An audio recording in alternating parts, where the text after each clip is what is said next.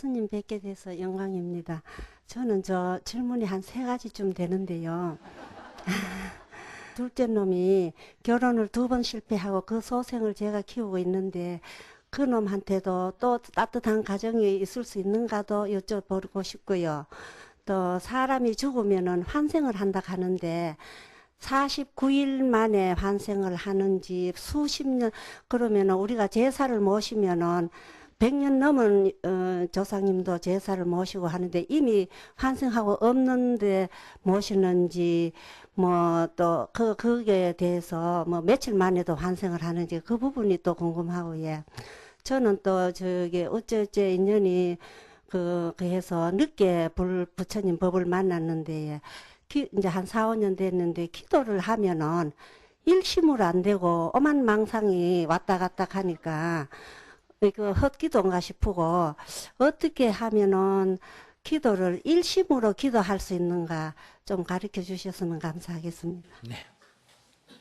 끝에서부터 하면 기도를 할 때 온갖 번뇌망상이 일어나는 게 정상입니다. 정상. 그게 나쁜 게 아니고 그게 정상이다. 나만 그런 게 아니라 모든 인간이 다 그렇다. 사람들이 말로 안 해서 그렇지.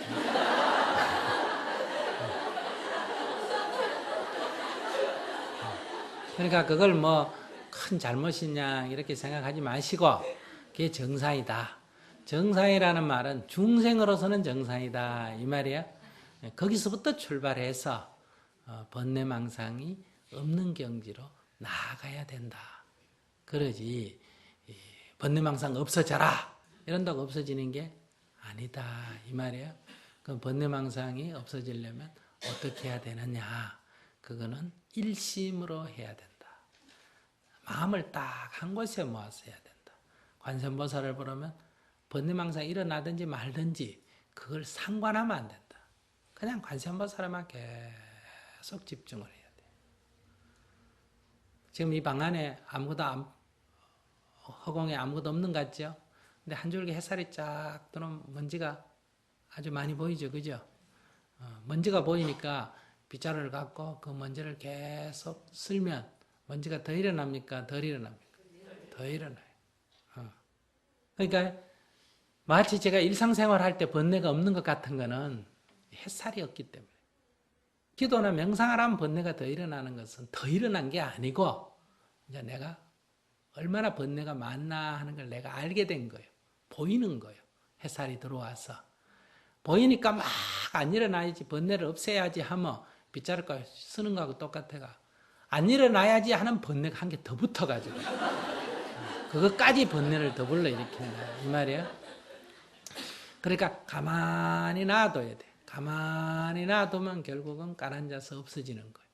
그때 가만히 놔둔다 이 말은 번뇌를 시비하지 않는다. 어떤 번뇌가 일어나든 그 번뇌를 가지고 일어나야 된다 말아야 된다 왜 이런 번뇌가 일어나느냐 이렇게 시비하지 말아야 된다. 그냥 관세음보살을 부르면 번뇌가 일어나든지 말든지 어쨌든 관세음보살에만 집중하고 지장보살을 부르면 지장보살에만 집중하고 명상을 할 때 호흡을 관하면 들숨과 날숨만을 관해요. 어떤 번뇌가 일어나든지 놔두고 우리가 이 법문할 때 밖에서 막 공사 소리가 나고 찌찌대도 상관 안 하고 그냥 법을 설하는 사람 법문 설하고 그 다음에 듣는 사람은 귀담아 들으면 한참 여기 몰두해 있으면 공사 소리가 안 들릴 때가 있죠. 없어서 안 들리는 게 아니라 여기 집중되어 있기 때문에 그게 방해를 못하는 거예요. 그렇게 하면 이제 그 번뇌의 세력이 약화된다. 화두를 들었으면 다만 화두만 탐구해야지 화두가 들리니 안 들리니 뭐 이런 얘기 생각하면 안 된다. 시비를 일으키지 말고 오직 거기에 집중해서 안 되면 또 하고 안 되면 또 하고 안 되면 또 하고 안 되면 또 하고 다만 할 뿐이다. 이렇게 이제 한 발 한 발 나아가야 된다. 그러니까 이제 언제 하면 될까요? 그런 건 없어요. 죽을 때까지 기도할 때 번뇌는 항상 있습니다. 그러나 이제 그렇게 하면 번뇌가 내 집중, 내 일심을 흐트러 놓지 못하는 경지로 나아가게 된다. 두 번째 질문이 뭐였지?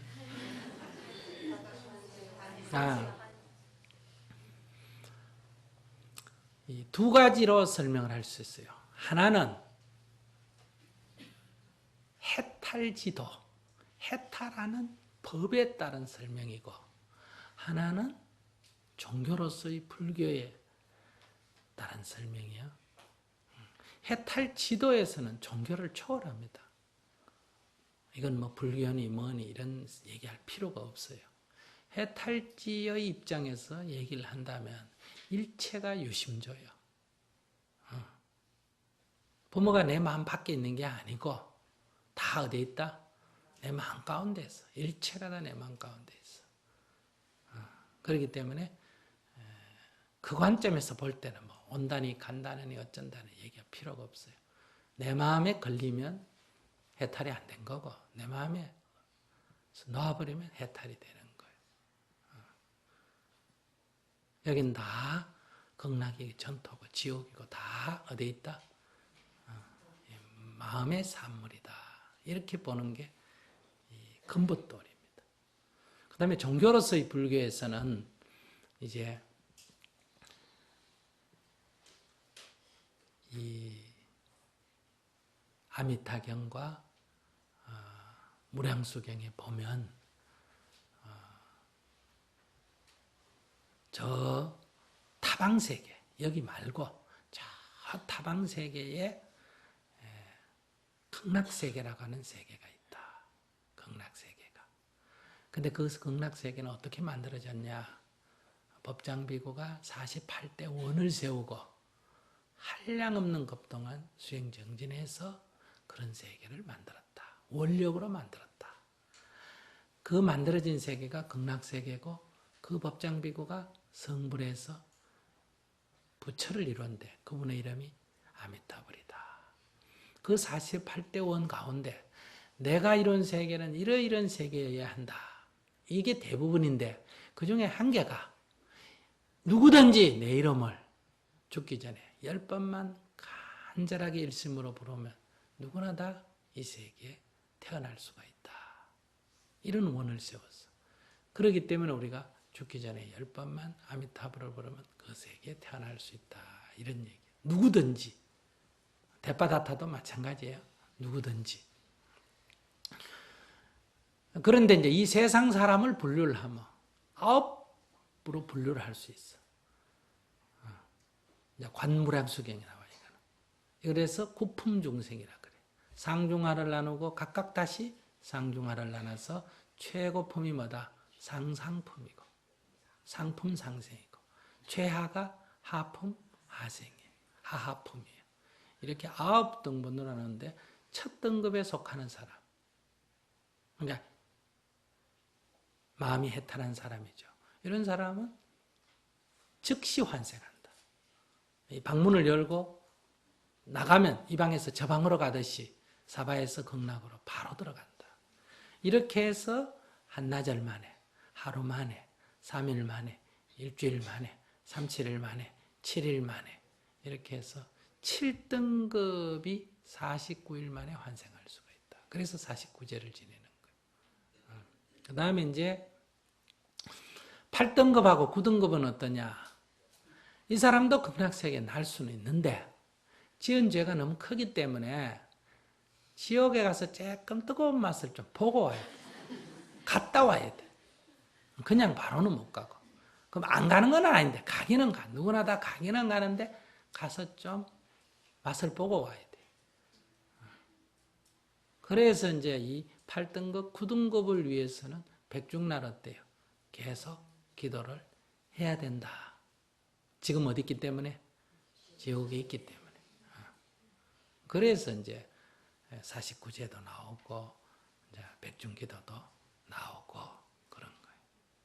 그 다음에 이제 집에서 제사 지내는 얘기는 불교가 아니고 그건 유교이기 때문에 그건 여기서 논할 필요가 없다 이런 얘기예요. 그건 유교이기 때문에 제사를 지내는 건 유교입니다. 또는 우리 전통신앙이에요. 불교에는 제사는 없습니다. 제는 있지, 제. 제라는 것은 제사의 의미가 아니고 베풀 제자예요. 그러니까 목련존자가 지옥에 있는 어머니를 구제하기 위해서 어떻게 했어요? 음식을 많이 마련해서 배고픈 사람에게 베풀었죠. 베푼다 이거예요. 그러니까 제사할 때는 그 귀신에게 뭘 주는 걸 말하고, 죄라는 거는 귀신한테 뭘 주는 게 아니에요. 가난한 사람에게, 배고픈 사람에게 뭘 베풀어서 그 공덕으로 뭐다? 영가가 천도가 된다. 이런 원리란 말이에요. 그러니까 뭘 음식을 차려놓고 막 제사를 지내야 이게 천도제가 아니고, 여러분들이 굶어 죽는 북한 어린이를 위해서, 인도에 가난한 어린이를 위해서 뭔가 우리 어머니 영가 천도를 위해서 뭐 100만 원을 보시하든 1000만 원을 보시하면 이게 바로 뭐다? 천도제다. 이런 얘기예요. 음식을 차리고 이게 아니에요. 원래는. 그런데 이렇게 음식을 마련해서 베풀 때 먼저 부처님께 올렸다가 베푸다 보니 불단에 올리는 습관이 생긴 거고, 또 우리나라에 유교하고 같이 들어와 살다 보니까 어때요? 제사 지내는 거하고 결합해가 영단에다 차렸다가 내죠. 그런데 영단에 차렸다고 먹는 거 봤어요? 불단에 차렸다고 먹는 거 봤어요? 다 먹긴 누가 먹어? 사람이 먹으니까 이 예의예요, 예의. 그러니까 그러한 습관에 따른 예의일 뿐이다. 이 말이에요. 그래서 이렇게 절에서 제사를 지내는 거는 유교와 이렇게 흡수가 돼서, 그래서 2조 500년 동안 유교식이었잖아. 그죠? 그래서 제사를 지내는 거지, 불교는 베푸는 제만 있다. 제사는 없고. 그렇기 때문에 이제 지금은 우리가 이게 같이 결합해 있으니까 절에서 제사를 지내는데, 그건 뭐 우리 광습이니까 하더라도 원뜻은 우리는 베푸는 데 목적이 있다. 그 다음에 첫 번째 아들이 2번 이혼을 했는데 앞으로 결혼해서 잘 살 수 있겠냐. 잘 사는 건 내가 모르겠고, 결혼을 하는 거는 할 수가 있겠죠. 왜? 10번이라도 할 수 있으니까. 헌법에 뭐 안 된다고 한 게 없으니까 할 수는 있는데, 문제는 결혼하는 게 좋다. 이 생각을 좀 버려야 된다. 벌써 2번 이혼했다 하는 거는 여자를 탓하면 끝이 없고, 우리 불교로 보면 이 사람이 남하고 같이 살 준비가 안 돼 있다. 그러니까 여자가 마음 붙이고 살만한 남자가 못 된다. 이런 얘기예요. 그러면 이런 남자를 누가 만들었을까? 내가 만들었지. 그러니까 내가 오냐오냐 하고 키웠기 때문에 어디 가서 엄마 같은 여자를 만나면 모르겠는데, 엄마하고도 자라면서 갈등이 있다면 엄마 같은 여자하고도 못 사는 남자다 이 말이에요. 근데 어느 여자가 그것부터 살겠어? 이렇게 딱 돌이켜서 내가 보고 내가 참여를 해야 돼요. 내가 지금 남편하고 잘 산다고 하더라도 내가 마음에 어떠했는가? 어떤 갈등이 있었는가?